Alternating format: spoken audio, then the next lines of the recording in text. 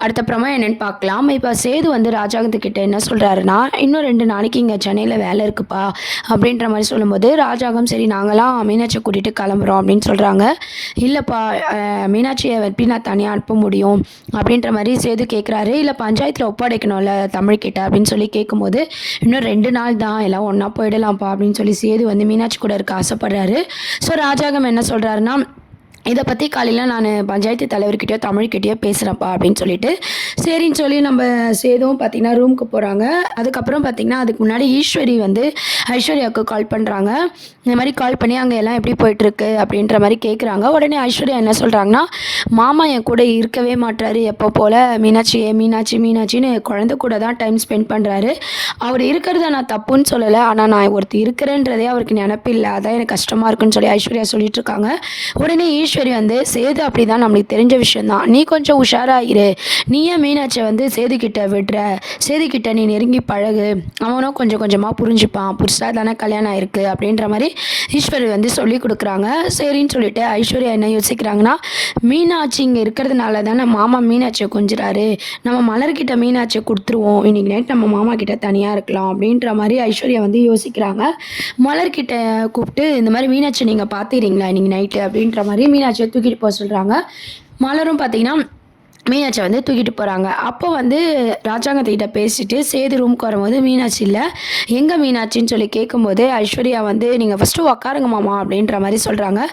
"இல்ல ஐஸ்வர்யா, மீனாட்சி எங்க?" அப்படின்னு சொல்லிட்டு சேது கேட்குறாரு. "இல்ல நான் தான் மலர் அக்கா கிட்ட குடுத்து விட்டேன்" அப்படின்னு சொல்லும்போது, "ஏன் எதனா மருந்து குடுக்கணுமா? நான் தான் கரெக்ட்டா குடுத்துட்டேனேன்னு" சொல்லி சேது கேட்குறாரு. "இன்னைக்கு நைட்டு நம்ம ஒண்ணா இருக்கலான்னு தான் நான் குடுத்துட்டேன். குழந்தை இருந்தா அழுதுகிட்டே இருக்கும்ல" அப்படின்ற மாரி வந்து ஐஸ்வர்யா சொல்றாங்க. இத கேட்ட சேது வந்து கோவப்படுறாரு. "யார கேட்டு நீ குழந்தைய வந்து குடுத்த? நான் மீனாட்சி இல்லாம இருக்க மாட்டேன்னு உனக்கு தெரியாதா?" அப்படின்னு சொல்லிட்டு கோவமா போய் நம்ம மலர்கிட்ட வந்து குழந்தைய வாங்கிட்டு ஐஸ்வர்யா மேல கோவப்படுறாரு சேது. உடனே ஐஸ்வர்யா வந்து அழ ஆரம்பிக்கிறாங்க. "நீங்க ஏன் என்ன புரிஞ்சுக்கவே மாட்றீங்க? கல்யாணம் ஆனதுலேருந்து நான் தனியா தான் மாமா இருக்கேன். ஒரே ரூம்ல தான் இருக்கோம்னு பேரு. ஆனா நீங்க என்கிட்ட மனசு விட்டே பேச மாட்றீங்க. எப்ப பாரு அழகர், மீனாட்சி இவங்களுக்கே தான் நீங்க பேசுறீங்களே தவிர, நான் ஒருத்தி இந்த ரூம்ல உங்க பக்கத்துல இருக்கிறேன்ற கூட உங்களுக்கு இல்லல" அப்படின்னு சொல்லிட்டு ஐஸ்வர்யா வந்து அழுது அவங்களோட ஃபீலிங்ஸ வந்து ஷேர் பண்றாங்க. உடனே சேது வந்து ஐஸ்வர்யாவ சமாதானப்படுத்துறாரு. "எனக்கு புரியுது ஐஸ்வர்யா. உன் இடத்துல இருந்து யோசிச்சா எனக்கும் புரியுது. என்ன கொஞ்சம் புரிஞ்சுக்கோ. எங்க அம்மாவே மீனாட்சி உருவத்துல வந்த மாரி நான் சந்தோஷப்பட்டுட்டு இருக்கேன். எனக்கு கொஞ்சம் டைம் ஆகும் ஐஸ்வர்யா. நீ தான் புரிஞ்சுக்கணும்" அப்படின்னு சொல்லிட்டு, "சரி குழந்தைக்கு டயர்டா இருக்கும். தூங்கலாமா?" அப்படின்னு சொல்லிட்டு லைட் எல்லாம் ஆஃப் பண்றாரு. அப்போ, "இன்னும் நம்ம 2 நாள் இங்க தான் இருக்க போறோம்" அப்படின்ற விஷயத்தையும் ஐஸ்வர்யா கிட்ட சொல்றாங்க. உடனே "பஞ்சாயத்துல குழந்தைய குடுக்கணுமே" அப்படின்ற மாரி ஐஸ்வர்யா கேட்குறாங்க. "அதெல்லாம் அப்பா பேசிப்பாருன்னு" சொல்லிட்டு லைட் எல்லாம் ஆஃப் பண்ணிட்டு படுக்கலான்னு சொல்லி சேது சொல்லிட்டு இருக்கும்போது, ஐஸ்வர்யா வந்து இப்பவே மீனாட்சிய விடமாட்றாரு. இன்னும் 2 நாள் இருந்தாலும் மீனாட்சி கூட தான் அவரு இருப்பாரு. இவங்கலாம் மீனாட்சிய கூட்டிட்டு போனா நம்ம மாமா கூட சந்தோஷமா இருக்கலாம்ல. இது சம்மந்தமா நம்ம ராஜாங்க மாமா கிட்ட பேசி பார்க்கலாம் அப்படின்னு சொல்லிட்டு ஐஸ்வர்யா வந்து யோசிக்கிறாங்க.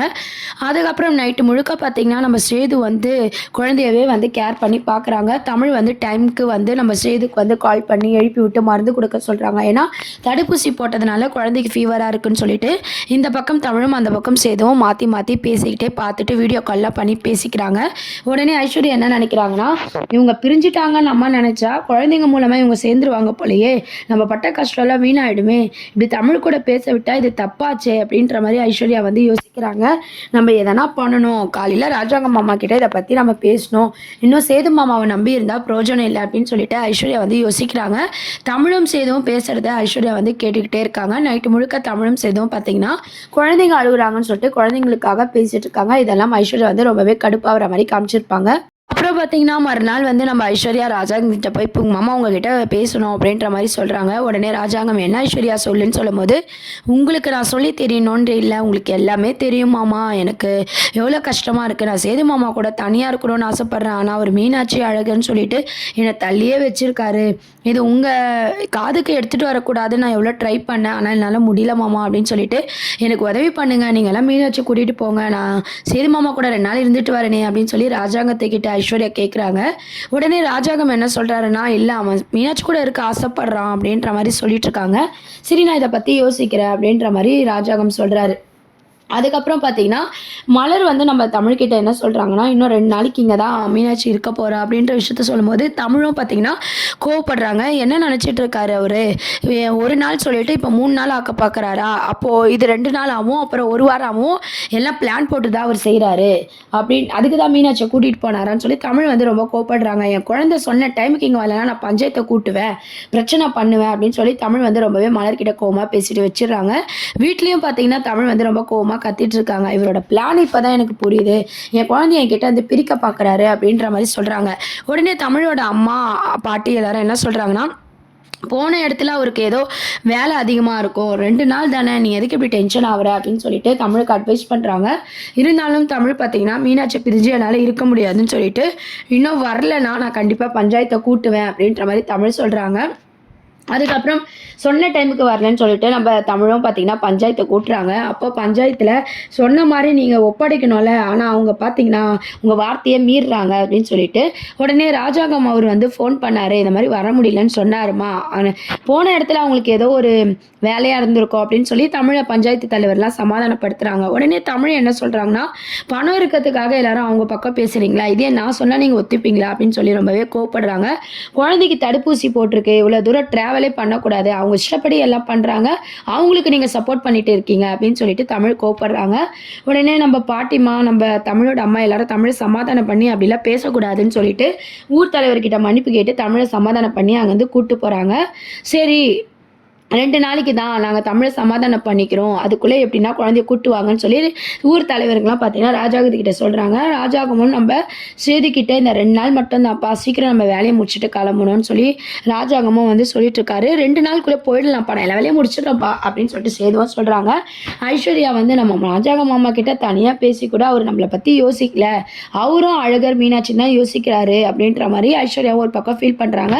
ஈஸ்வரிக்கு கால் பண்ணி ராஜாங்கத்துக்கிட்ட பேசின விஷயமும், இன்னும் 2 நாள் கழிச்சு தான் நாங்க கிளம்ப போறோம் அப்படின்ற விஷயத்தெல்லாம் வந்து எல்லாமே ஒண்ணு விடாம ஐஸ்வர்யா வந்து ஈஸ்வரிக்கு வந்து அப்டேட் குடுத்துக்கிட்டே இருக்காங்க.